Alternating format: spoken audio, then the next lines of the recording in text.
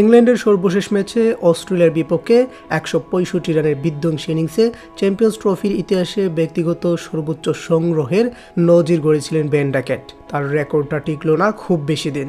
এই ইংলিশ ব্যাটারকে সাক্ষী রেখেই ১৪৬ বলে ১৭৭ রানের মহাকাব্যিক এক ইনিংস খেললেন আফগান ওপেনার ইব্রাহিম জাজ্জান। তার ইতিহাস গড়া ইনিংসে বড় করে ৭ উইকেটে ৩২৫ রানের বড় পুঁজি পেয়েছে আফগানিস্তান। নিজেদের প্রথম ম্যাচে হেরে কিছুটা ব্যাকফুটে অবস্থায় ছিল ইংল্যান্ড ও আফগানিস্তান দুই দলই। টুর্নামেন্টে টিকে থাকতে কার্যত জয়ের বিকল্প নেই তাদের সামনে। এমন ম্যাচে মুখোমুখি লড়াইয়ে নেমেছে দুই দল। লাহোরে শুরুতে ব্যাট করতে নেমে দলীয় ৩৬ রানে ৩ উইকেট হারিয়ে শুরুতে বিপদে পড়েছিল আফগানিস্তান।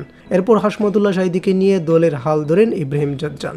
শাহিদীর পর আফগান ওপেনারকে দারুণ সঙ্গ দেন মোহাম্মদ নবিও। চ্যাম্পিয়ন্স ট্রফির ইতিহাসে ব্যাট হাতে চূড়ায় ওঠার দিনে আফগানিস্তানের হয়েও ব্যক্তিগত সর্বোচ্চ রানের নিজের আগের রেকর্ড ভেঙেছেন জাজ্জান।